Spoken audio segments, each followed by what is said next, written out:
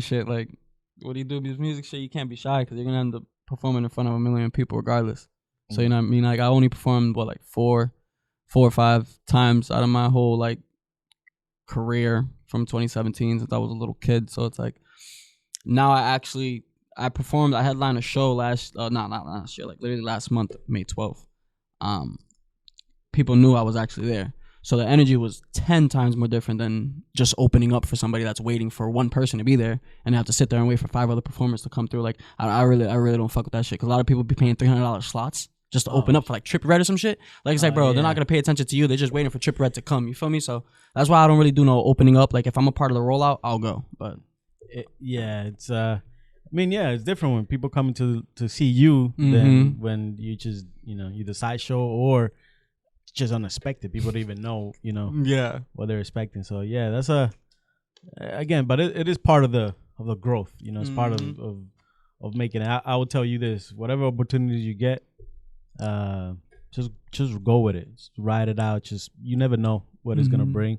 And a lot of what we're trying to do, including myself, we need to collaborate. We need to meet new people. And when you're starting, that's what you have to do. When you're big, of course, everything comes to you. You know what I'm saying? Like, when you're a big artist like Drake, you don't have to search for nothing. You don't have to search for you. Yeah, you don't have to search for verse, like music. You don't have to search for beats. It's all coming to you. It's fucking easy. Load up your emails, 100 million beats already waiting for you. Exactly. Yeah. So, but when you're starting, it's just part of the gig.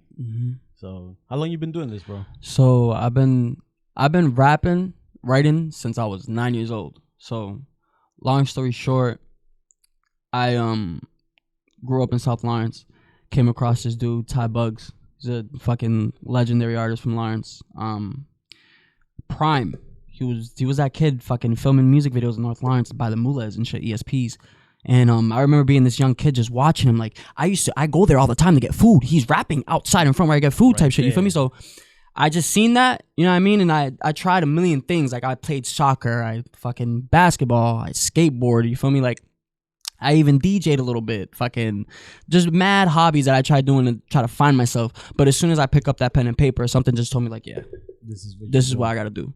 And since then I started rapping since 9, and then I took it to the studio at the age of 14, and I had my man's Caprice on OG.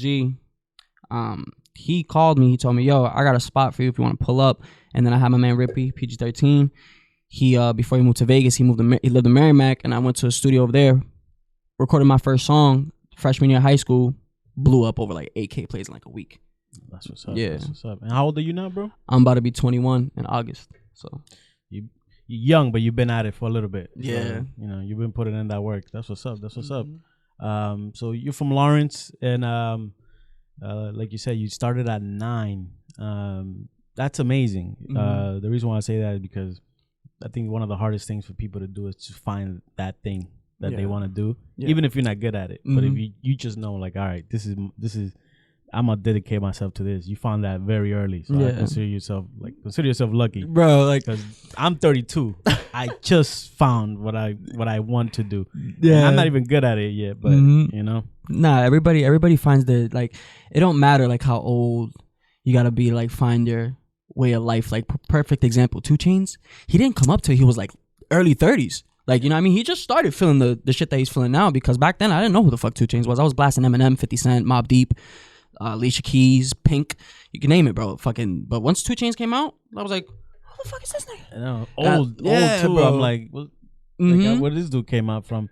So that's another tale of, like, it doesn't matter when you do find it, as long as you find it. But finding it young is the best. Because I be telling myself, like, I was 16, I told myself, by 18 I should be famous. 18 hits, I'm like, fuck. By 20 I should be famous. I'm like, 20, fuck. By 20, so I'm just there like, I can't stop putting like a pin to myself. You feel me? Yeah, no, that's a mistake everybody does, including myself. Yeah, it happens. You know what I mean? Yeah, like, everybody wants to everything happen like exactly how they imagine it's gonna happen, and it doesn't work that way. You have to just put in the work and just stay on the path pretty much. Yeah. And don't give up if you really if you really want to do that.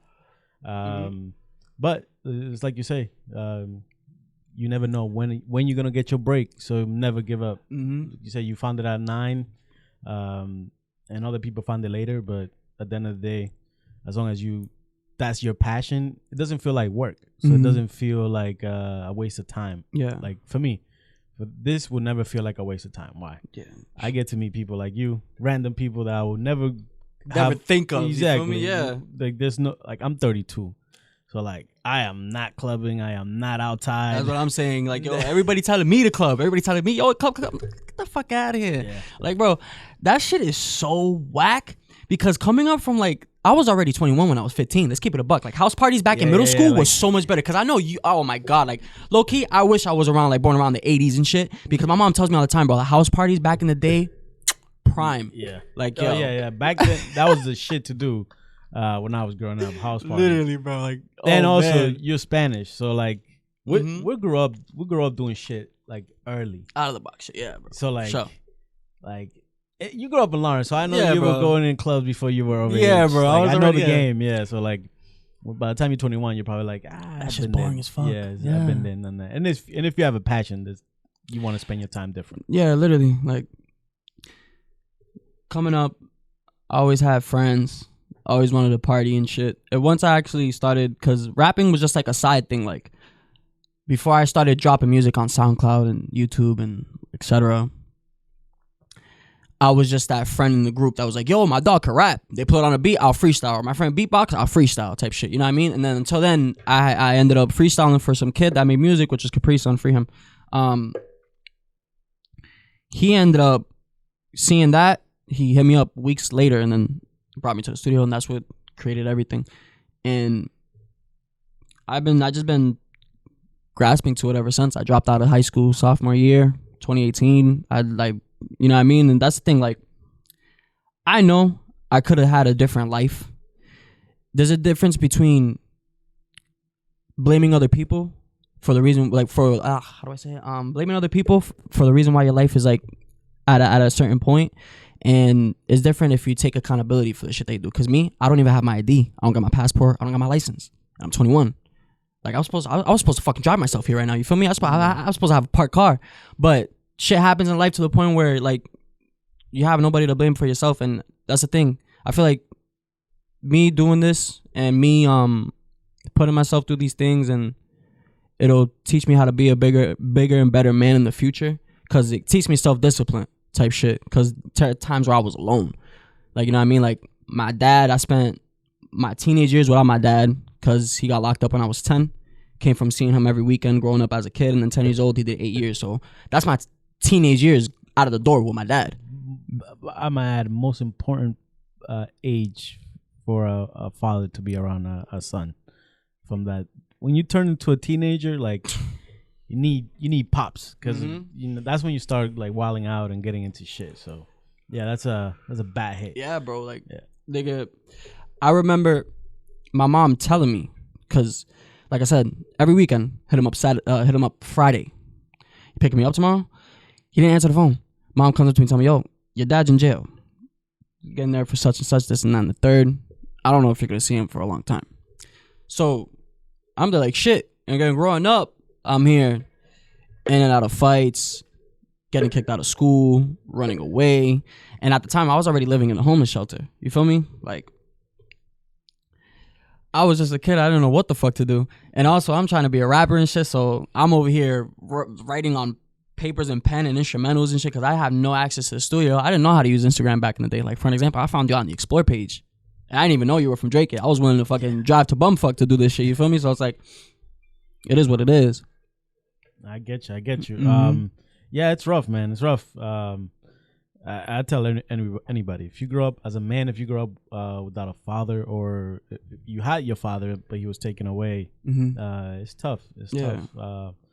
I consider myself lucky. I had two fathers around. I had my stepfather, which is great, and then I had my real dad, which was also great.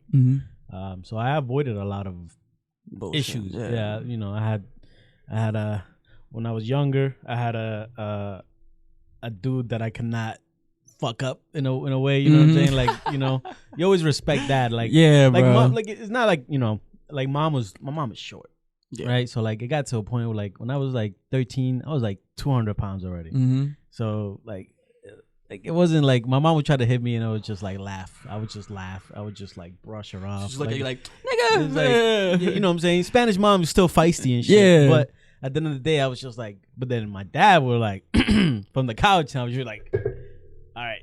Yeah, like I'll be like, chill type shit. exactly. Yeah. And then my stepfather never hit me.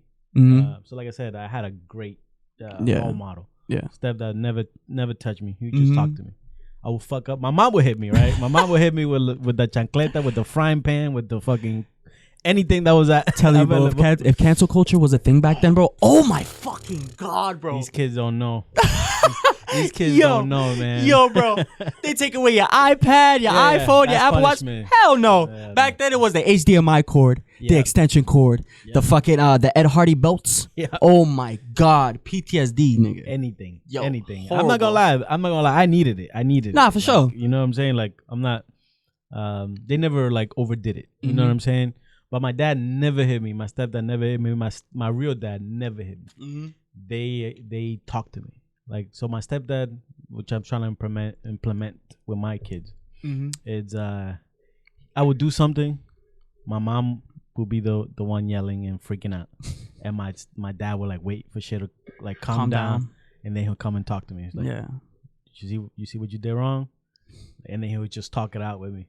And then I realized, I'm like, you learn more that way. Like the hitting and all that shit, like it just gets you angry. And then you block out, you don't listen. Now you're angry, right? Because you got hit. So you're blocking out anything that they're saying. You're no longer listening. Yeah. My stepdad, for whatever reason, like he understood this, at least with me. So he just waited for shit to calm down, and then he'll randomly be like, hey, and he'll have a conversation with me. Yeah. And I appreciated that. For sure. So yeah, it's tough. I feel like it's more different when you get hit than when you get spoken to about your feelings, because growing up I didn't really have a stepdad like role model like that. Like, you feel me? Like most of my mom's boyfriends, they weren't either like they didn't speak English or they just wasn't around enough for me to even try to click with them in some way. So like they didn't try either. Yeah, like fuck those niggas. But there was this one stepdad that I had. His name was Andre. He was Dominican dude, older Dominican dude. He didn't speak a speck of English, but he would take my brothers, play catch in the front yard. He would take me to the park. He would take me to school. He would take me to the doctors. Shit that he didn't need to do. And that's the only man that I really consider as my stepdad. Like, I'm gonna keep it a buck. Like I don't know, like if he did shit that mattered and shit that you'll remember. Yeah, like, bro. You'll like, remember that shit. Yeah, like yeah. You know what I mean? And the thing is that I feel like hopefully, like I hope God like brings him into my life whenever I do become successful. Because if I do see him in public or some shit, I do want to grab him and tell him like, yo, thank you type shit. Like here's fucking like 10 bands or 20 bands. I don't give a fuck. Because he was the only man that he never spoke a word to me. You feel me? But I had like a, what's that word? Like kind of like a free trial, what it is to have a father at a young age, type of shit, like a demo. You feel me? And that's what he gave to me, and he didn't have to, but that's what he did, because he didn't only love my mom, he loved us. Because I got two older brothers. You feel me? I got an oldest, I got a 25-year-old brother, I got a 24-year-old brother. Growing up with them was really hard because we got different dads and shit, and there's a big age gap there. Yeah, extreme age gap. You feel me? Everybody's at a different place in life. Yeah, that's tough. Like, I grew up, I have a lot of brothers. Well, I got one brother, shout out to him, he lives in Miami, a little brother. Then I have like 8 sisters, I think 8 or 7 sisters, something like that. I don't even know. That's how crazy it is, right? I think it's like I'll have to like sit there and like name them out because there's so many, and I don't live with them, right? But I was second to oldest. Yeah. So I didn't have like that, like somebody to look at. You know what I'm saying? Like I didn't live with them, right? So they didn't even grow up looking at me in any way. Yeah. But I always knew like that's my family. Those are my brothers. Those are my sisters. So I always grew up like at least trying to like find out what they're doing. Yeah. But yeah, I imagine that could be hard when you have like a older brother that's, you know, that much older than you. Because I can imagine it's more like like he's a teenager, you're like messing around with him, like you're like taking away his time, or like he has to take care of you or shit like that. Nah, real shit. Growing up, everybody thinks as like brothers as like, oh, like they're always around. But with my story with my older brothers is that I never really fucked with my older brothers growing up. And that's the thing. Like at the moment, I fuck with my middle brother. I don't fuck with my oldest brother right now. So there's always some ongoing bullshit. And it's like same thing with like backtrack with the whole teenage years shit without my dad. Throughout my life, I figured that I was raising myself. Even though my mom brought me to school, my mom took care of me, my dad used to take care of me and shit. But when it comes to like mental shit and like me handling myself, I feel like I raised myself upon that. But of course, my mom taught me how to respect women, always hold the door for somebody, walk on the curbside when you're walking with a woman. Yep. Simple shit like that. My dad, look at look at a man in the eyes when you shake his hand. Yeah. You know what I mean? Shit like that. Like I know the simple shit, but when it comes to like how I handle myself and how I like handle like problems and shit, I feel like I raised myself upon that. Feel me? Yeah, it's hard when you come from families. I could already tell, you know, same background. We ain't rich, you know. We don't come from money. Yeah, we come from the struggle. SSI.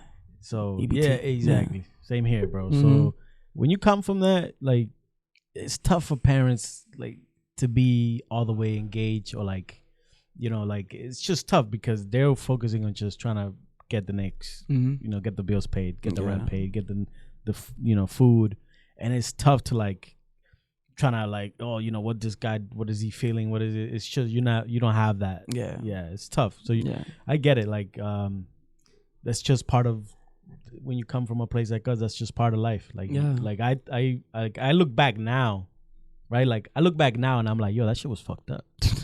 like I remember when I first got here, right? Like I'm not from here. Like I came here when I was like 10 or 11, some shit like that. And we used to live in this, I come from Dominican Republic. I'm Dominican, right? Oh yeah. So we come from a warm place. So we get here and fucking cold. And on top of that, we came to Worcester. The building that we was at didn't have heat. That shit was illegal. I didn't even know. Worcester, oh man. Yeah, like I didn't even know that shit was illegal. Yeah. Right. So my mom's is turning off the stove and the oven to heat up the house. Opening it and shit. Yeah, for like 2 winters. Like that's how. And in my mind, you know, I just got here. I didn't know that was dangerous. I didn't even know that's like you could die from like the fumes that come out of like that's not, you're not supposed to be using that to heat your house. I didn't even know that shit.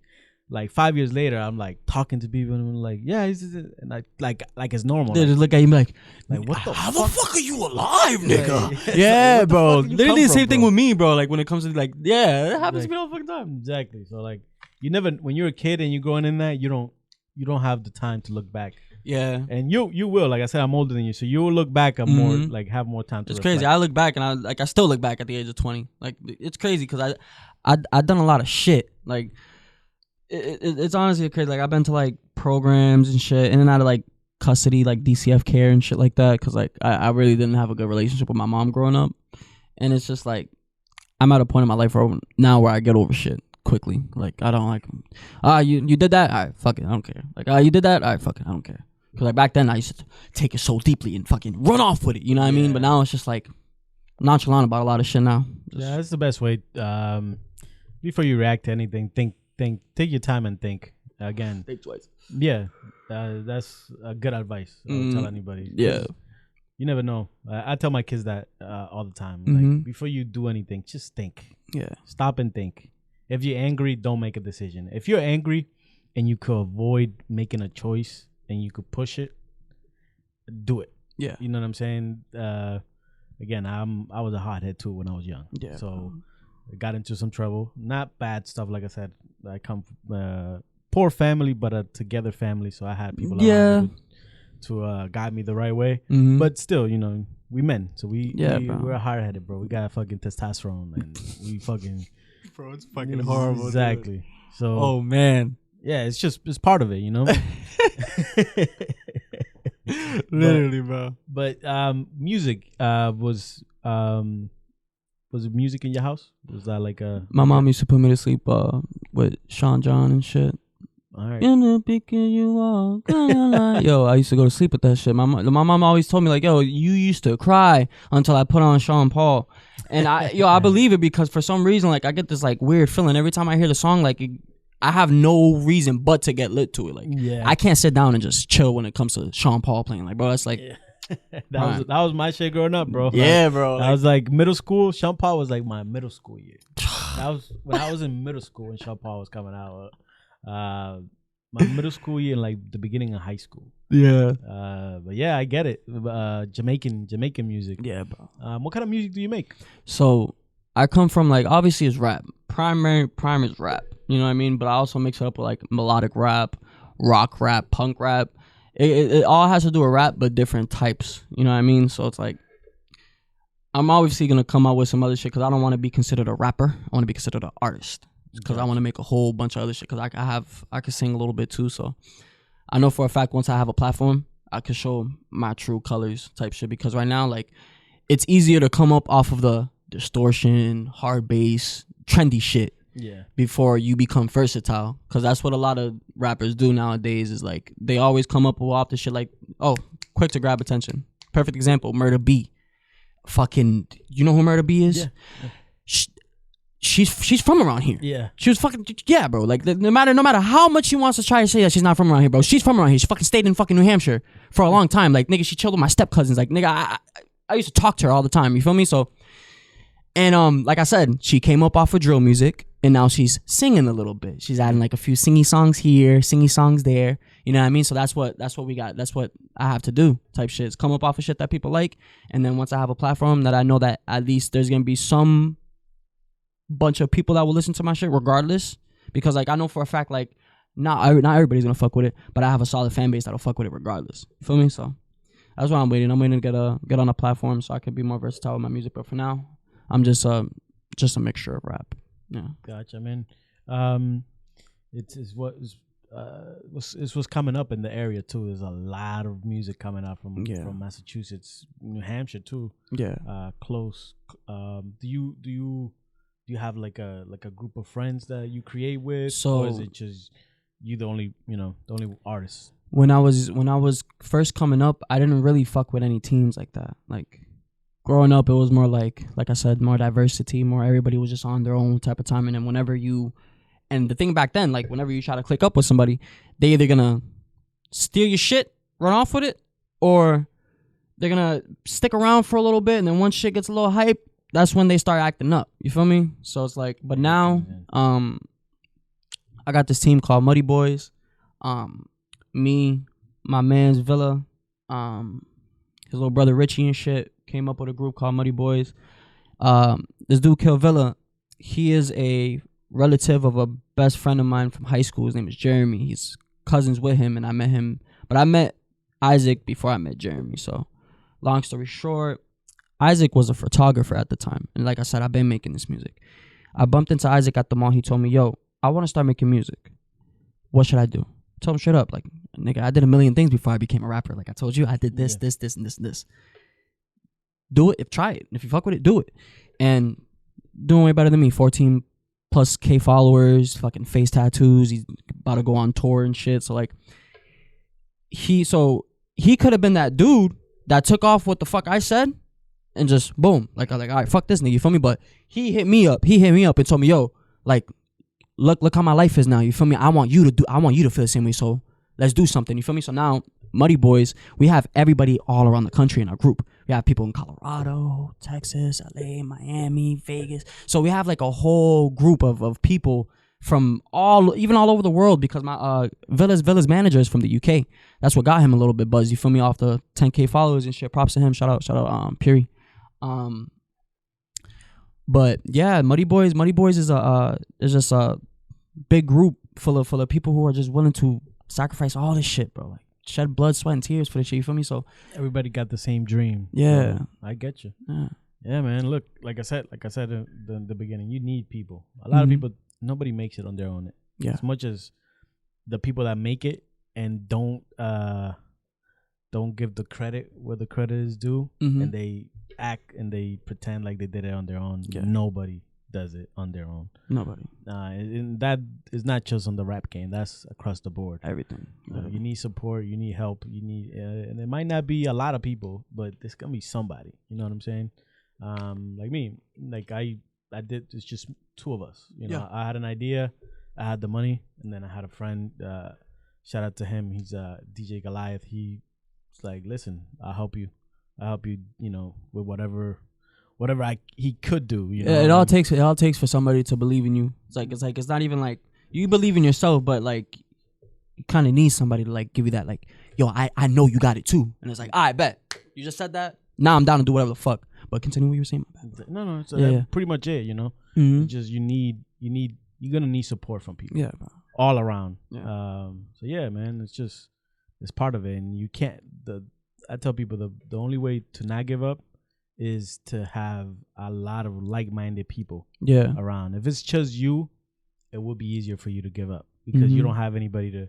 If you're talking to somebody that doesn't understand, right, when it comes to like music, if you're talking to somebody that doesn't understand when you space off or you listen to you're in the car and you're listening to some shit and they just like, yo, shut the fuck up, or like, you know what I'm saying? Like, that shit's gonna get annoying. But if if it's a person that's with you and is trying to do the same thing, they just gonna rock with it. Like, yo, let me hear that shit. Yeah. And if it sucks, they ain't even gonna be like, they might tell you. I hope they'll tell you that shit sucked, just because you know you don't want to. Constructive criticism, bro. That's a lot of thing, bro. Like, bro, coming up, oh my god, I fucking hated it, bro. Everybody's like, yo, that shit was hard. Yo, that shit was hard. Yo, that shit was hard. But then it was just like I told Nick straight, like, bro, like, stop glazing. Like, just tell me the truth. Like, cause like there's some shit that I don't even like in the song that I know that I'm waiting for them to point out, but they keep telling me, yo, that shit was hard, and I'm sitting there like, nah. Fixed up a couple of things here and there and there. All right, now listen to it. Oh, now that shit's actually hard. Oh, okay. So why the fuck didn't you say that? Like, why didn't you tell me? Like, why didn't you tell me I needed to put this down the third? Because you just wanted to tell me it was hard. You didn't want me. You didn't want to make me to feel bad, bro. So it's like, just say it. Yeah, bro. Just tell me the truth, bro. Like, I don't like that shit. Yeah, I tell people. I always use this criticism. I always use this analogy, man. If I stink and you're my boy, you better fucking tell me. If I have a fucking booger on my face, you better fucking tell me. Shit, check right now. If I don't look right when we go out, you better fucking tell me. Because I don't want another motherfucker that I don't know tell me. Yeah, bro. Yeah, it's like motherfuckers like, yo, what the fuck, bro? Like, nigga, we just smoked a blunt. You were with me. We just smoked a blunt in the car. You're not gonna tell me I just had res on my lip walking into Walmart. I just try to talk to that badass bitch at the register shorty. Like, what the fuck, dude? Yeah. That's what we're here for. You know what I'm saying? Bro. So I get that, man. And then and in this game, it's harder to come around like good people, you know. One thing I realized about just the creative space, it doesn't have to be rap. It could just be podcasting. It could just be videos of taking photos or just drawing or just writing. I realized that because it's so easy to get taken advantage of, because the only way you find out if you're good is to just put yourself out there. Yeah. And a lot of people take advantage of that. Like you were saying, you might bring in somebody and he might just take your shit and move, bounce and just, you know what I'm saying? Like take it and pretend like it was him and don't give you the credit. Yeah. You know what I'm saying? So I realized that people they close off. People tend to like just not fuck with people. Yeah. Stay by themselves, because they're expecting to get screwed over, you know? So it makes them hard to trust.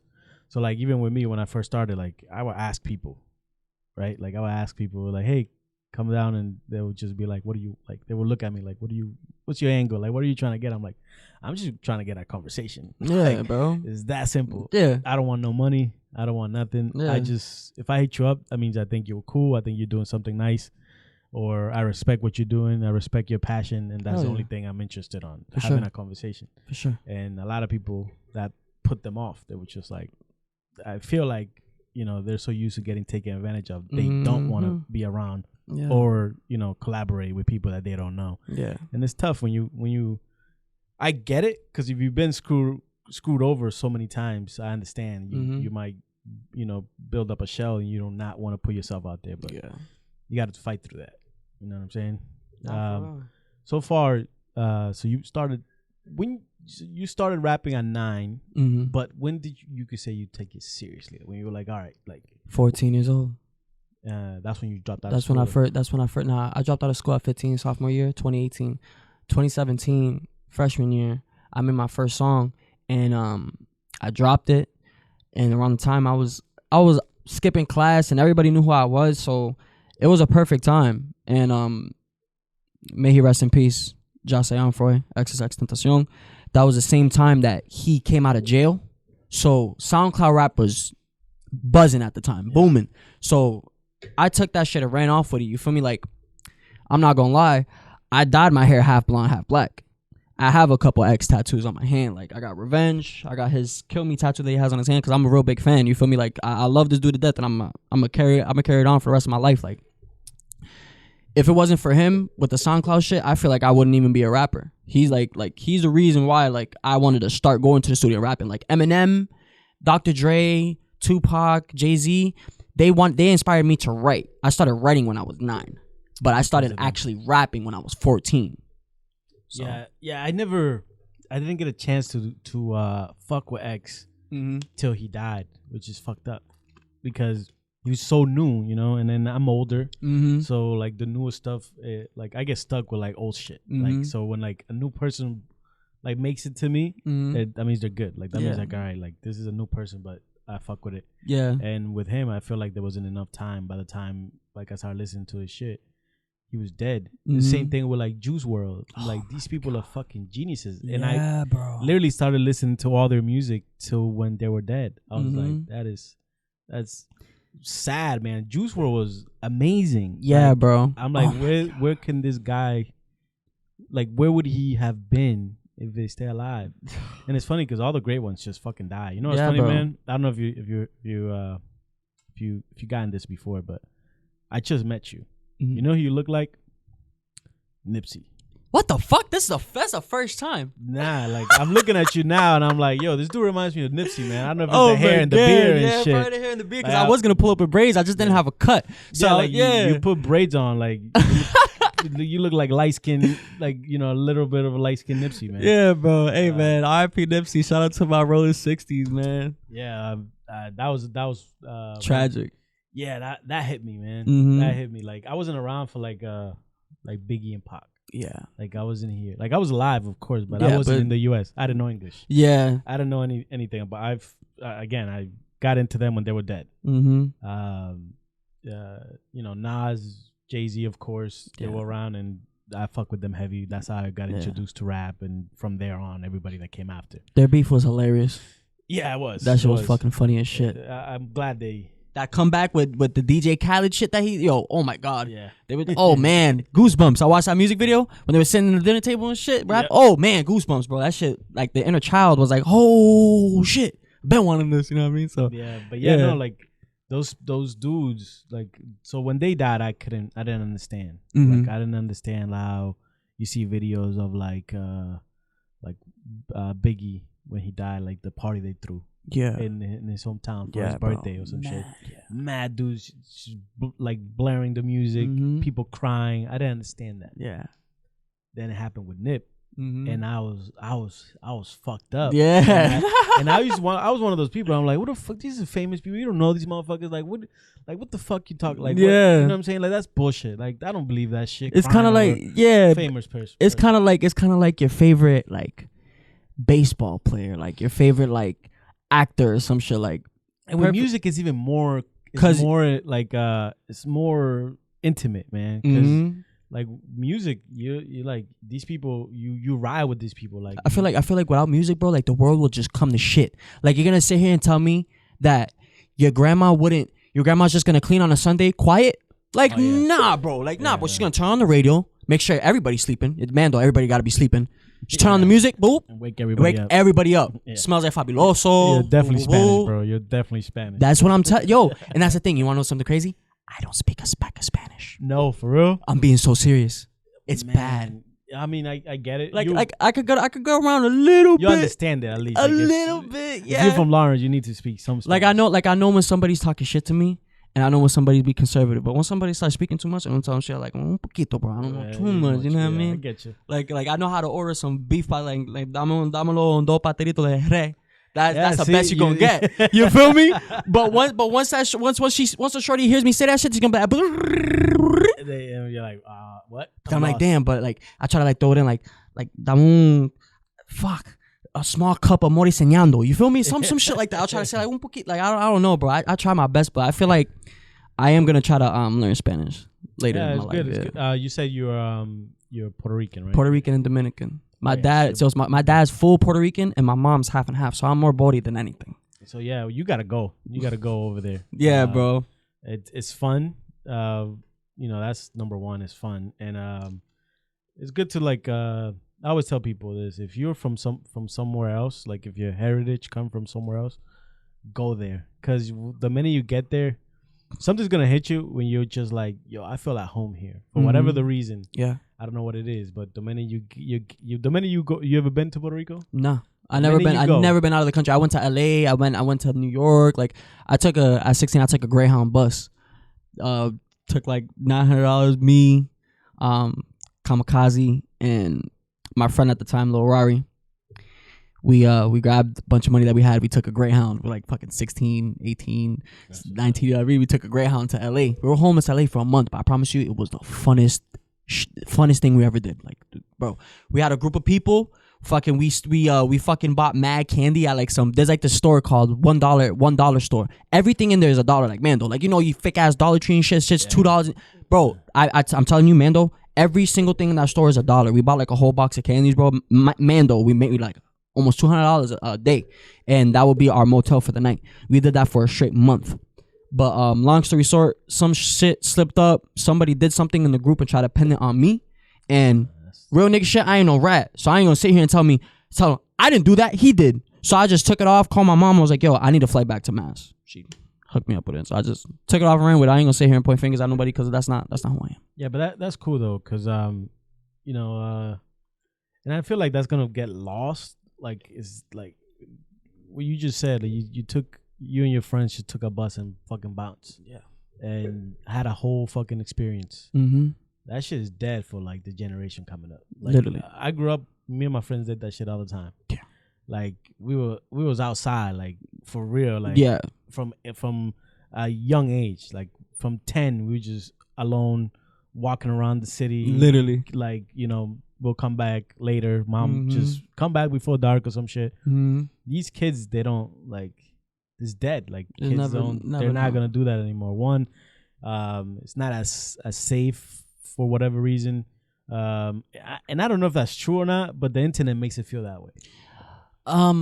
My opinion on that, I feel like it's not. Yeah. I kind of agree. Like I'm biased. I disagree and agree with it because there's more like people are more opening up to being weird now. Because back then you could fucking leave your kid at the park. You could let your kid grab the dirt and go like this with it. Now it's like, nah, there's shit in that dirt now. You don't even want him to touch it. You feel me? Like back then I'll cross the street. 5 years old, I'll cross the street by myself. Go play with the neighbor across the street. You feel me?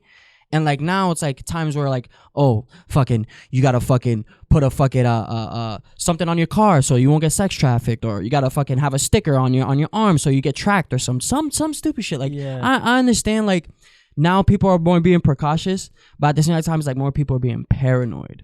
It's 100%. You know what I mean? Because I don't really feel like it's that much unsafe when we were growing up. I feel like it's probably about the same. Yeah, but the internet makes it. You hear so many shit from so many places that I feel like at this point it's the internet's fault.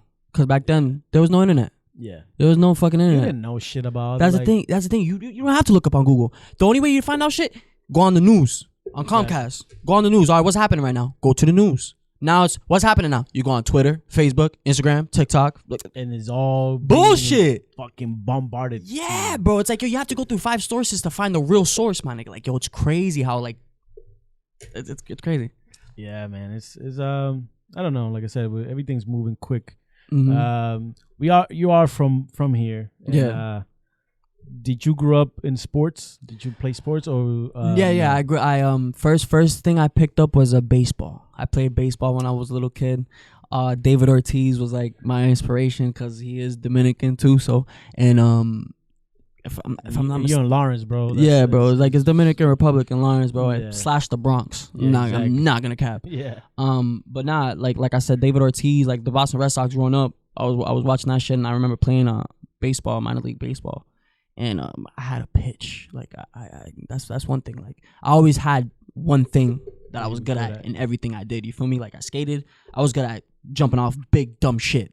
Fucking basketball, I was good at like passes and shit. Like I wasn't really a shooter or like a. See, you know, it's funny that's interesting. Like just to see the difference between like our generations. Like like me growing up, like there's no way I would have skated because I was like considered like that's like one for white kids or only white people did it or that's corny. Even though we all wanted to try it, you know what I'm saying? But it was just that was not the cool thing to do back then.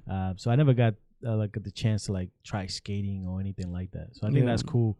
And from what you told me, you've done something very smart, which is you have had the courage to try a lot of shit.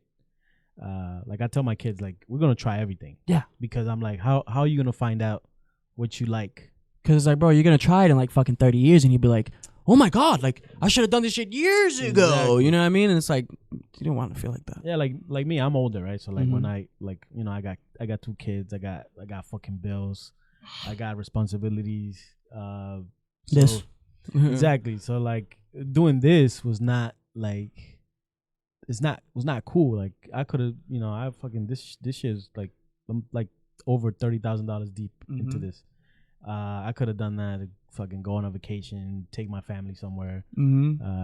So this was that. This was me saying, well, if I am gonna do it, I'm 30. Yeah, I was literally 30 when I was like, all right, I think I could do this shit. Fuck yeah. But I was like, I'm too old. Maybe like, what the fuck? I'm gonna like, I'm 32. I'm 30. I'm gonna fucking start spending all this money on this shit. It might not fucking work.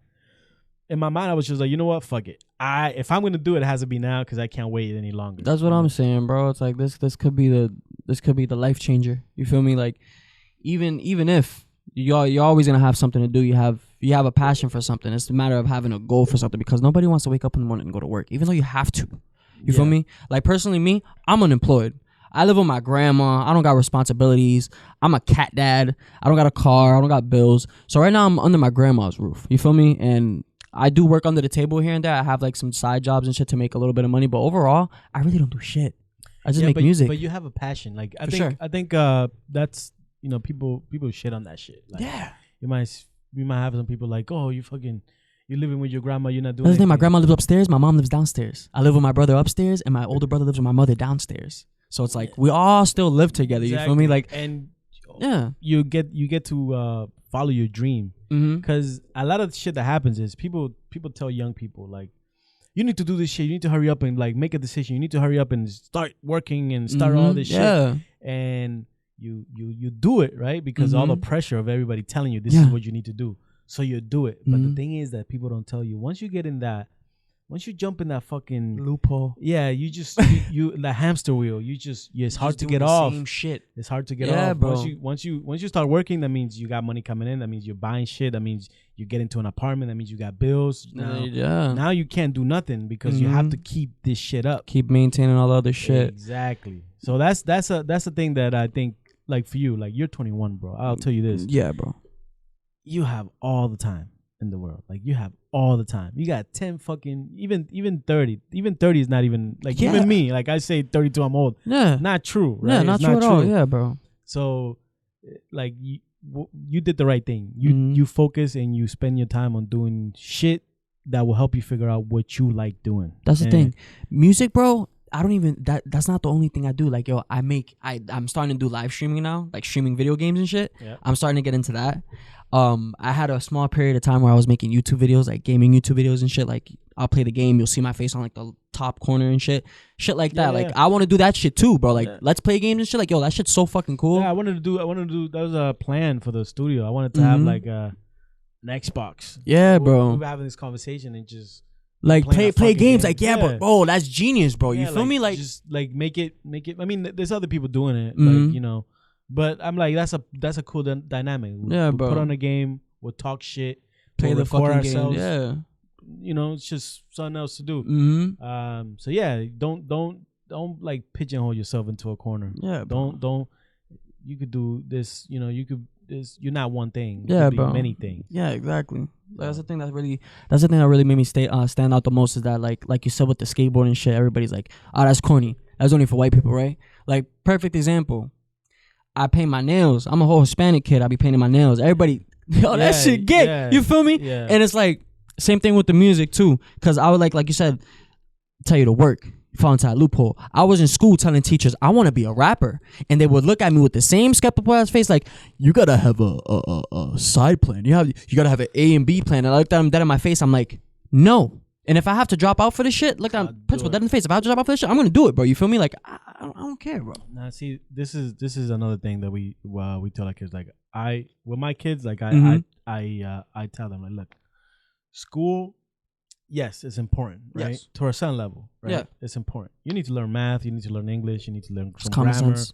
Like all that shit that you need to learn. Mm-hmm. But this is not for everybody, right? Like, if you don't want to be a doctor, if you don't want to be a lawyer, if you don't want to be one of those things, like school's not for you, man. Yeah, literally. There's all the better shit that you can do. Like me, I'm not good at school. I don't. That's not the way I learn. Yeah. Like, school doesn't work for me. Mm-hmm. So I feel like I wasted some time. Yeah, I learned a lot when it came down to like relationships and like that aspect of things. Yeah, but when it comes bro. to like the shit that they taught you, yeah, not bro. really, like, man. Class was just a fucking blur. Like literally, an hour of blur, and then when you're going to class, like on the way, like walking to the other class, that's when you remember shit. Like, oh, you dapped up your boy in the hallway, boom, boom, boom, and then you just hugged the girl you had a crush on. Yeah. Boom, your day's good. Now, rest of the day, blur. You're in the class all day. Like, you know what I mean? It's like you could, if you're a creative, if you have a different, you're not going into something that you need school. Mm-hmm. They shouldn't force that shit on you. Yeah. Like if you like, let's say like you figure out like, listen, I'm gonna rap, I'm gonna do music, unless it's like School of the Arts, right? And we don't have the privilege for that shit. Like you need money for shit like that, right? Mm-hmm. Or you need to be like in a place like New York. I think New York has like a fucking like an art school where like people, you go in there and it's just for art students, and you do music and do all that other shit. Yeah. They probably do some like regular work, but it's focused on arts. Yeah. If you don't have that, what's the point? Literally. Yeah, what's the point? Like, and a lot of people will probably see this and be like, you're telling kids not to go to school. No, that's not what I'm saying. I'm just saying, pay attention to what you really want to do. Yeah. If you really want to do something else, don't fucking waste your time. Facts. Like, just focus on what it is that you really wanted to do. Yeah. Because like I said, after when you were in high school, like you 15, so you were like a sophomore or some shit, right? So by that point, like you already should know a good level of math, a good level of English.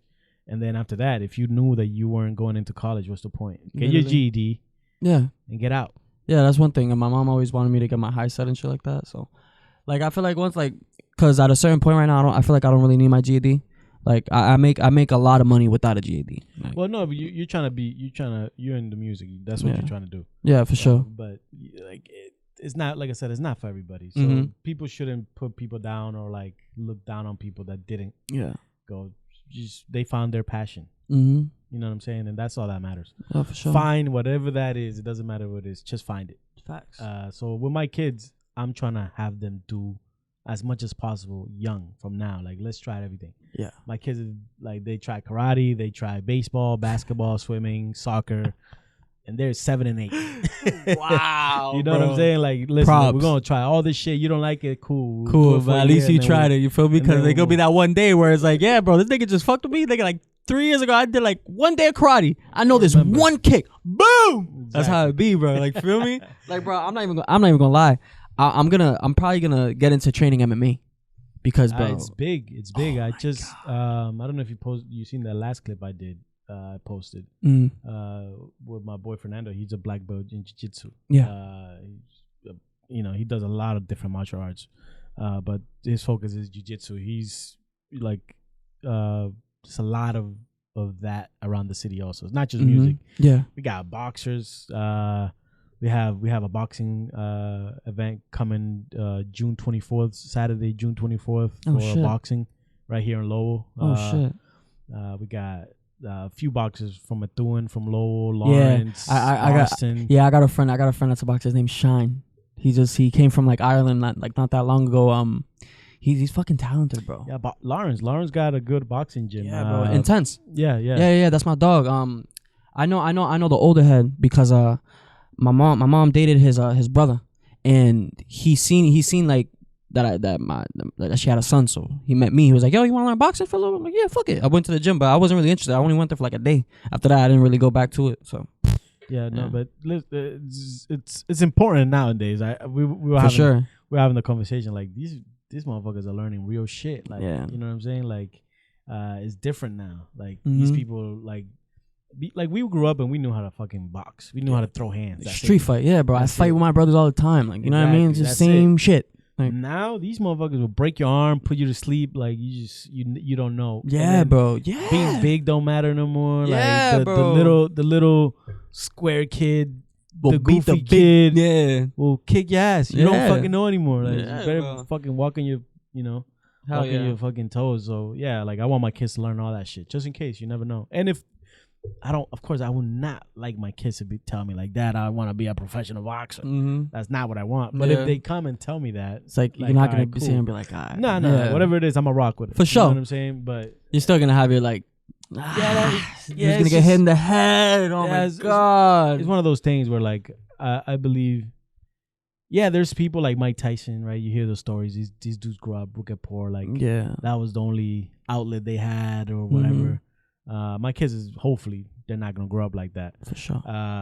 So to me, it's like to make money. Like, come on, bro. Like, there's different ways to do this shit. Easier, faster, and you'll get to keep your head Yeah. and your brain intact. Yeah, literally. So it's like if it's about money, like, come on, we'll figure that shit out a different way. yeah. Now, if somehow you fall in love with the sport and you like that, then okay, you know what I'm saying? I'll rock with you. Yeah, growing up watching MMA, cause like, bro, I watched all the Jet Li movies, Bruce Lee movies. Yep. Bro, fucking that martial arts movie with Tom Hardy, where they're like brothers and shit. I forgot what.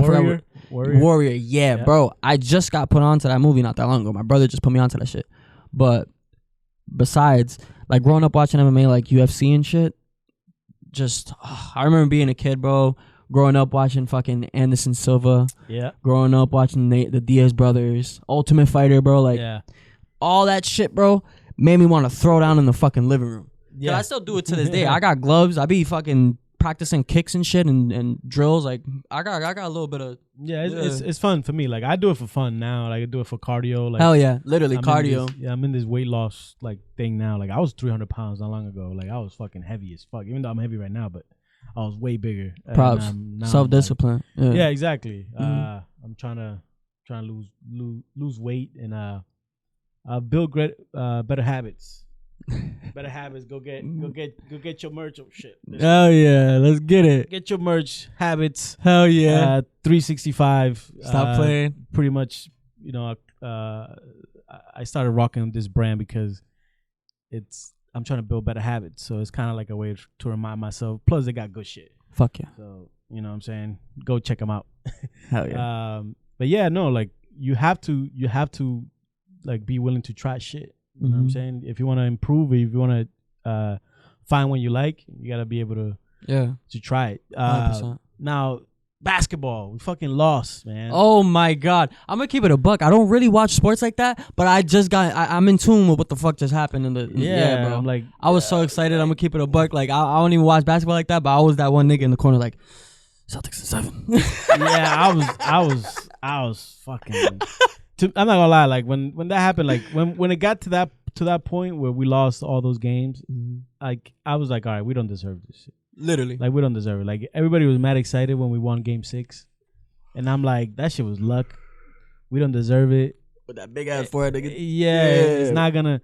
Like a lot of people were like, oh, that's all we needed. And I'm like, nah, I don't think we're gonna build confidence over this. That shit was luck. Yeah, but yeah, I something deep down told me. My brother even told me this shit too. He goes, "You really think they got it? I'm gonna keep it a buck. They're gonna get swept." And that's the thing when it comes to like sports and shit, even fighting. It's like you gotta expect the unexpected. Like perfect example. Like I'm gonna keep it a buck. Like with the whole like I'm gonna switch it up real quick. Javante and Tank. Not Javante and Tank. I'm gonna give myself a neck. Javante and Garcia. Yeah. Everybody was expecting Tank to win. But you know what I mean? But there was that 1% of people were expecting the unexpected. But you already knew that Garcia or fucking Tank was gonna win anyways. I like Ryan, right? Like, yeah, I like Ryan. He's good, like of course, but there's levels to this. Yes. And I didn't see him beating Tank, bro. It's just like yeah, I thought there was a chance, of course. Like I wasn't like like some people were giving this dude no chance, and maybe they knew something I didn't know, you know. But in my mind, I thought because Ryan's so big and tall, he was gonna be able to use his jab and keep this dude away. I'm one of those people who said he had no chance, and you want to know why? And the reason why is because I could kind of relate to Tank a little bit. You have a kid from the slums of Baltimore versus a flashy motherfucker from the West Coast. Okay, this nigga's there on TikTok and Instagram, while Tank is over there busting his ass in the gym. Like, bro, before Garcia posts 5-6 TikToks and reels on whatever the fuck he wants to do, bro, Tank's already grinding, bro, putting in work. Like, nigga, you could keep being looking pretty for Snapchat and all that shit, bro. I'm over here busting my ass, throwing up in the bathroom, catching cramps, fucking feeling like shit because I'm getting ready to beat the fuck out of you, kid. But you can keep fucking around, you know what I mean? But that's why I give props to Tank, because I know how it feels to have nothing, and we use that trauma to give us a type of strength. You feel me? Like, even that's what I was just saying. With like, you know, like if you grow up that way, right? Like, it helps you. Yes. Right. Some way, shape, or form. Yeah. Like you that struggle, you're gonna be able to not give up in certain situations. Makes you appreciate things a lot more. Yeah. Yeah, exactly. So, like, that's why I say, like, you know, if my kids ever tell me I want to box, I'm all like, it's like, yo, you grew up nice, man. You grew up not missing a meal. Like what are you talking about? I've never seen you in a street fight before. Like, I'd understand if you were I can't one with a black eye, what do we do? And like, oh, you know what? You kind of getting your ass beat. Let's go to boxing classes. You feel me? All right, boom. All right. Yeah, but it's like, you grew up like you see the fucking TikTok clip and you want to walk up to me and say you want to be a boxer. Like, bro, you don't know what the fuck that is, bro. Like, is this a difference between an athlete and a fighter? Like, there's difference. Like, Ryan is a boxer, right? He's a boxer. Tank is a fighter. Yes, there's a difference, and the difference was shown in the fight. You know what I'm saying? Like yeah, the weight cut and all this other shit. But I didn't like the way Ryan just quit, kind of, in a way. Yeah, like, that shit hurt. But if it was Tank and he was hurt, he would have gotten up and gotten knocked the fuck out. I feel like I would have knocked the fuck out. Yeah, but I feel like I would have gave Ryan a little bit more respect from, like, yeah, just get up and get fuck yeah, but like that, I'm gonna keep it a buck. Tank would have won that fight for sure, but Garcia would have won the night. You feel what I'm saying? Like the first Creed movie, for an example. He didn't beat that nigga till the third movie. The first dude he fought, he didn't beat him till the third movie. You would have lost, but still had respect in a way. Yeah. And the way he quit pretty much. Like, and I get it. You get hit in the body. People, I don't know. I don't even know what it is. I'm not a boxer. Nah, you get shut down, bro. I've been hit in the body, and that shit hurts, and that shit sucks. Right? Shut you down. But at the end of the day, get up and just handle it. Just fucking go out with your shield. I would have banged. I feel like he's pretty. They're both light skinned, you know what I mean? They probably try to keep their faces pretty type shit. I'm not gonna lie though, like I don't want to disrespect Ryan, because like, I respect the guy. Like, if you're a boxer, if you go in there and you box, like, bro, it is what it is. Nerve wracking, bro. Yeah. Like, so I don't want to like make it seem like we're talking shit about Ryan in any way, because I respect any fighter, anybody that's willing to do that shit. I fucking respect it. But there are levels. There are levels to the shit, and it was shown Ryan is not at that level, and actually, I don't even blame him, bro, because there's not a lot of people that could beat Tank. That is like, Devin Haney, all these people. No, bro, there is nobody right now. I go back and forth with niggas on TikTok about this shit all the time, bro. Devin Haney's fights, bro, half of them quit. He has no knockout power, but like, you feel me? Like, and the thing is, bro, I'm gonna stand on this too. Shit, he lost that fight against Lomachenko too. Robbery. He lost the fight, man. I don't know if it's a robbery. Like, it was a close fight. Nah, but bro. He lost that shit. Robbery, bro. I'm gonna keep it a buck, bro. I never walked out of David Buster so fucking fast in my life, bro. I swear to God, bro. Me, my brother, my girlfriend Jasmine, bro. We all ran out of that shit. Like, bro, fuck this shit, bro. What the fuck? Man. That was bad. Like, he himself did not even. Horrible. Yeah, he himself did not believe that shit. That was bad. And they're talking about him fighting Tank. After this, they're not gonna do it. I bet you it ain't gonna happen. I bet you there's a lot of people that will say they'll fight Tank, and they're not gonna do it. I honestly hope. And the day it happens, bro, I am going to be waiting at David Buster's for that shit to open to watch that shit. Because, like, bro, like now, like me and my brothers, we do this thing like every single event, like UFC and boxing. We just go to David Buster's because they got the big ass TV and shit. Because we got ESPN. It's cool. Yeah, it's cool we got ESPN Plus at the crib, but it's kind of like I want to go out in public. I want to eat out and shit, spend time. You know what I mean? Like, not plus the energy. Yeah, bro. Everybody like, around us is like, you feel me? There's something to watching the fight in a crowd, like. Yeah, bro. That shit, prime. But yeah, bro. Like, no way in chance that nobody's gonna stand the tank.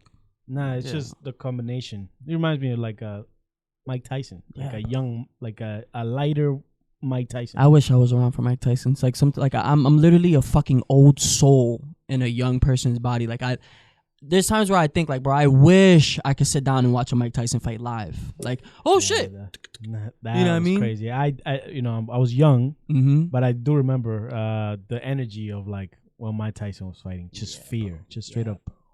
Everybody would just fear this man, and I wish I was older so like I could have appreciated it. Mm-hmm. Yeah, bro. Because like now we see Mike Tyson now, it's like, damn, he's old, bro. It's like, fuck. No, like I still respect like that dude's scary as shit. Yeah, bro. Still. Yeah. So yeah, man.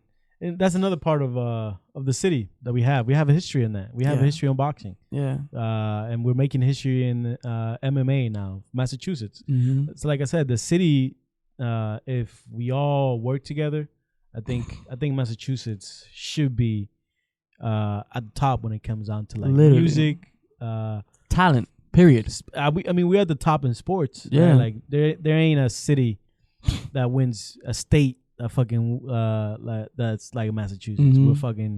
We're good at basketball, good at baseball, good at soccer, good at fucking hockey, good at of course football. Yeah. So like that's why I asked you about sports, because if you live in Massachusetts, it's kind of Mando. Everywhere. Yeah, it's Mando. It's like Mando, bro. If you don't know about football, basketball, something. Yeah, baseball. Yeah, bro. Like football, bro. I had a dosage of football too.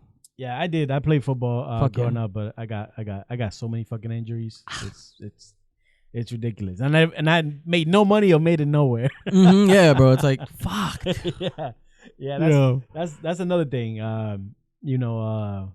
When you come from the inner cities or places like we come from, you got you either music, sports, entertainment, like that's all you see. Mm-hmm. And sometimes like me, I'm and I'm not saying for anybody to give up, but I'm fucking 5'8". I'm not a tall guy. Yeah. So like my favorite sport was basketball. Mm-hmm. I'm not gonna make it in basketball. Yeah, fuck. Like baseball and all that shit. Like some people make it, some people like, but I was fucking, I was hurt. Yeah. Like I was getting injured, like really young. Mm-hmm. So I wish somebody would have told me like, hey, listen, there's all the shit that you can do. Yeah. Try this out, man. Bro. Because it was just not gonna happen. and it's not, it's not like putting people down or like not tell people not to follow their dreams. It's not that. It's just you got to be realistic also. Mm-hmm. There's better shit out there for me. I could have focused on doing this way younger, and this shit would have been started a long time ago, probably. Yeah. Mm-hmm. So yeah, man, it's part of it. What do you see yourself in, like, as the years go by, like 5 years? 5 years? Do you have a plan or 25? Like I said, I don't really like to set a pin on myself, but 25 is a good age, and 5 years is a long time. Like, definitely. Like, you know what I mean? Like a lot of people saying like 5 years ain't shit. Like, try to spend 5 years in prison. Depends. I bet you not. No. It depends. I mean? It depends on what you like you use it for, type shit, right? Yeah, like if you ain't doing nothing, of course 5 years will go by quick. Mm-hmm. You're not doing shit. Mm-hmm. You're not learning. You're not growing. Yeah. But if you're following your dream and you're learning and you're growing, in 5 years you could change a lot. Yeah, like I feel like what I see myself in 5 years, I want to do real estate. Like I'm trying to be smart with my money. I don't give a fuck about the money, but obviously I'm gonna want to make money out of it. You feel me? So it's like real estate. I'm gonna tune in on real estate and shit like that. I do want to own like a business. Like I do want to make clothes. Like I want to make clothing line and shit.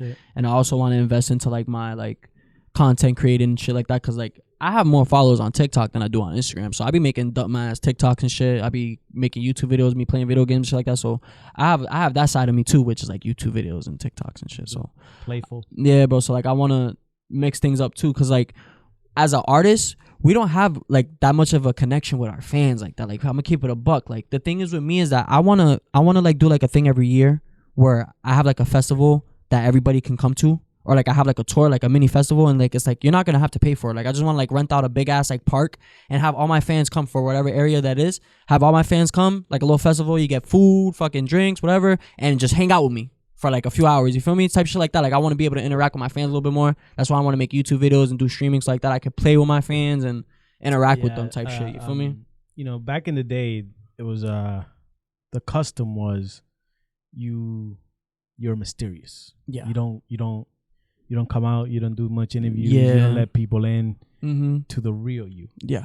Nowadays, it's different. Mm-hmm. Like if you want to grow your merch or grow your following, the best thing to do is you gotta meet people, talk to them, and let people know who you are. Mhm. Like I say this all the time. Like Wiz Khalifa, right? Like we follow Wiz because of Wiz. Like, Yeah, we think bro. Wiz is cool. Yeah, right? bro.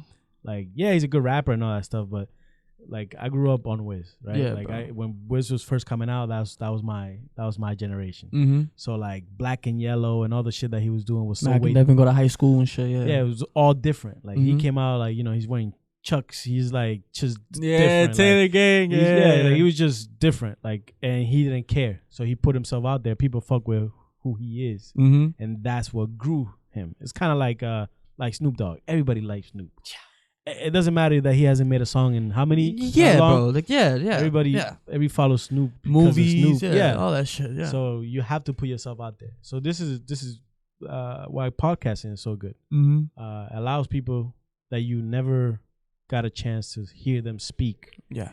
You get to hear how they grew up, Mm-hmm. stories that you usually you only tell your friends. Yeah. Now everybody gets to hear, and people get Mhm. to like, okay, I know this. I could relate to that. Like, yo, Yeah, I fuck bro. with that. Yo, this dude came up this way. Like, damn, I didn't know he fucking went through all that shit. Yeah. Like, all that shit's important. It makes people gravitate towards you because Yeah. they feel like they know you, and basically they do. Songs and movies and all that shit, like you could be portraying something else. Mm-hmm. You could be making a song that's not about you, it's about your friend or like some shit that happened in the hood. Yeah. With this, there is no hiding. Yeah. This is you. Yeah. It's Like, facts. Straight facts. And how long we've been talking? We've been talking for like what, almost an hour and 30 minutes. Yeah. Like you can't keep up a image for that long. Sooner or later, that shit comes off. Yeah. So that's the beauty of podcasting. Mm-hmm. You know what I'm saying? Like people get to know the real you, basically. Mm-hmm. So that's the part and the role I hope I can play For sure. when it comes to the city. Mm-hmm. I feel like I'm like a good bridge for like both sides. Like I feel like I could probably, and again, I hope nobody takes it the wrong way. I'm not saying I'm better than anybody. I'm just saying like I feel like I could talk to like any person from any sides because I am from the hood. Yeah. But I do business. Mhm. Like I run 2 small companies. Fuck yeah. So I'm in like that in a around different kind of people also. Mm-hmm. It's not just all the same. Yeah. And I feel like I could probably have a conversation and bring and showcase every side Yeah. of Lowell, of Massachusetts, of the city. I feel like this could be a place where everybody's welcome. Mm-hmm. Like I don't know you. I don't know anything about you, but I'm willing to sit down and talk to anybody. Some people might be like, I'm not doing this. I'm not dealing with rappers. I'm only sticking to this. Mm-hmm. In my mind, I come from the same place you come from. Yeah, literally, So, bro. So it's like, yeah, like it's in there. It's in there for me too. So yeah, that's what I hope the podcast does. Nah, for sure. Like I feel like you're doing a real good job, bro. Like I mean, I tell people, look, man, you look at all this shit, and I'm only 5 episodes in. This shit's gonna be. I'm probably gonna look at this later and like wow. Nah, not even that. Just be like, fuck, I suck. Like, nah, this is because cool, it's like bro. I tell you, like even you, like you've been doing music way longer. Like yeah, you know a lot more than what I know when it comes to like the podcasting game. So I tell people all the time, like I'm grateful for people like you, because who knows, later on you might fucking blow up. You know what I'm saying? And then I'll be like, yo, this dude came through my fucking podcast. Like, that's the thing, bro. Like I'll never like since today, bro. Like I won't forget about you, bro. Like you took me in on your own. You feel me? You could have been the motherfucker to be like, I charge for guest appearances and shit like that. Whoop de whoop de whoop. But it's kind of like, nah, like No, that's crazy. Like, you know what I mean? Like, a few people ask me, he's like, "Oh, how much you charge?" I'm like, "What?" Yeah, like, bro. What are you talking about? Like, you coming to if you're coming to use a studio, of course I'll charge. That's different. That's the business side of this place. I also rent the studio for people who want to podcast or whatever they want to do. But to sit down and talk to me, I would never charge nobody. It doesn't matter. It wouldn't matter how big. It doesn't matter if I get 1 million fucking followers or 10 million followers. I would never charge a person to come and sit down with me. Bro, it's like because if they know who you are through your content already, like bro, you know me from fucking only 100 some followers, and you see me at 10 million, you want to pull up? Pull up, that's just weird to me. Like that's just weird. Like to pay to have a conversation with somebody. One, it already makes it not genuine, or like it already gonna kill the vibe. Yeah, bro. So to me, it's like, don't do like. I would never charge anybody. It doesn't matter how big I get. Now, I might, if I don't fuck with you, right? Or if you do some shit that I'm like, I don't fuck with that. Of course, I'm not going to do it, right? But if I fuck with you, or even if I don't fuck with you, all I have to do is respect you. You could come and sit down and have a conversation with me. I would never charge somebody for that. Yeah. That's weird. Like, to me, that's weird. And I had a few people ask me, like, oh, how much you charge? I'm like, nothing. Like, I'm getting as much as you are. Yeah, bro. I get to use you for content. You know what I'm saying? So it's like, I'll never charge people. That's just weird. Yeah. And to me, I get to build that relationship. Yeah, bro. And it's more like pay, that's not real. That's not a real relationship anymore. Yeah. So I feel like it's like, fuck the camera and all this shit, bro. It's like we could just be having a conversation like this type shit. Like it's not even like, it's like coming over a friend's house. You just have equipment here. Exactly. Feel me? Like it's like I literally just actually like, yo, bro, like, I fuck with your Instagram. You want me to pull up and just chill? Like that's what I basically just told you, type shit. Like, yeah, come through, chill. Like, exactly. Yeah, we're just chilling. Type shit. And, you know, it took me a while. Like you hit me up early, you know, but it's crazy. Like the way everything's just changing and moving so fast once I started this. Yeah. And people get mad. Like I'm like, bro, I'll talk to anybody and everybody. I don't have a problem. The problem is this is hard work. Yeah, this is the fun part. But then after, I gotta go home and edit all this shit. And that takes a while. And talking about editing, there's this thing I found. It's like an AI thing. You ever heard of artificial intelligence? It's like a thing where you ChatGPT. Not even ChatGPT. Let me see real quick, cause I seen this shit and I wanted, and like I've been waiting to tell you this shit, to be honest, because it's like obviously it's a subscription. I think I saved it because I knew this was gonna happen. So you kind of like just put in your thing and it does the editing. Yeah, it does the editing for you for 2 minutes. Like it cuts out like every camera and shit. You just have to label everything. So like that, if you want to label this mic audio to a certain camera, you can do that, and it'll know, and it'll chop up everything. I just gotta find it. See, that's fire. That would definitely be helpful. There's a lot of different things happening.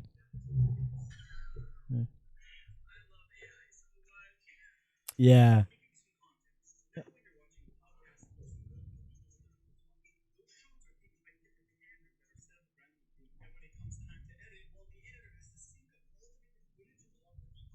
Yep. Yep. Autopod. I remember that. So Autopod. Yeah. All right. Yeah. Cool. I'll definitely take a look at that. Yeah, I was about to say, if it saves me time, I'm with it. That's what I'm saying. Yeah, bro. Like. Yeah. That I mean, technology is cool, right? And it's helpful, but at the same time, it's a little weird, right? Because it's like, all right, so an artist now could just tell ChatGPT or AI, yo, write me a song about fucking I was chilling at the hood, or I was shut up. like, yo, where is this shit gonna go? Like, how are we gonna know who's actually, like, we were talking shit about who's writing for fucking Drake or who wrote for Kanye. Like, now it's gonna be AI. AI, like artificial intelligence is writing for everybody. That shit's crazy, bro. Like, how do you feel about that as an artist? Okay. Because there are people doing this shit now, like I already know. Like, write me songs. Yeah. All right. So AI, in my opinion, it's cool, but it gets cool to a certain extent. Yeah. Like, bro, you're gonna if you try to make songs and try to publish it on major platforms, bro, you're dragging it like 1,000,000%. Like, bro, like people pay me, bro. Like, I understand from Drake's like perspective, it's like, yo, people pay me, bro, $250,000, fucking $1 million for features, bro. You're gonna sit here and write a whole verse and fucking put a song out, like that, and it sounds just like me too, and like people are gonna believe it, people are gonna drag onto it, and the dude who made it is gonna make money, and that's money that I'm not making, type shit. You feel me? Yeah, it's like I said, it's weird. It's gonna be an adjustment period for this shit, because there's gonna have to be some rules and regulations. It's kind of like I compare it to a little bit like auto tune. Yeah. Like auto tune came out, all of a sudden everybody sings and shit. Mm-hmm. Like you just don't know. Yeah, you don't know. Yeah. You have no idea who's a real singer and who's not. Mm-hmm. Everybody can sing that. And to me, like, and I'm not knocking it, right? Like Yeah, for that's sure. cool. Like I get it. But what about the people that actually do it for real? Yeah. What about that? Yeah. They should get a better credit. Like something should be Yeah.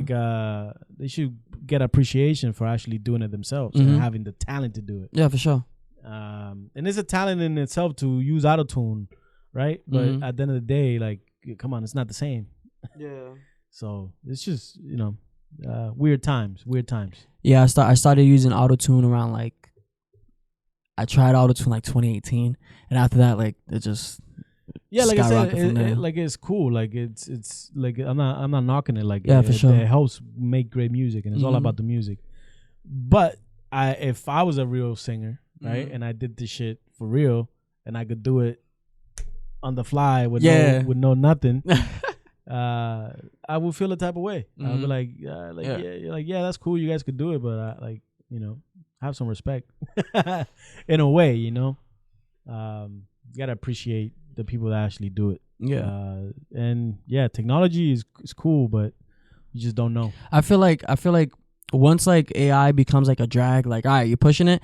Technology is good nowadays. I feel like they'd be an end to that shit. But obviously people will still do it, but I feel like it wouldn't be as big anymore if like they were to be on their P's and Q's about shutting AI down as like a whole. Because overall, some of this shit's cool. I ain't even cap like that Weeknd and Drake song. I came the in fake, with my ex. Like yo, That my shit's brother fake. bumps that shit all the fucking time. But it's fake, yeah. But it's fire. That's Yeah. crazy. Yeah. But anyway, bro, we're gonna end it right there. I gotta get back. I got Alright, bro. kids and shit. No worries. EDJ Studios, the EDJ podcast. Shout out to bro for coming out. Thank you for And, having me, brother. And hopefully this is the first time of many. For sure. I don't mind coming back, bro. This is Thank you. That was fun, bro. We did like Hell yeah. almost 2 hours.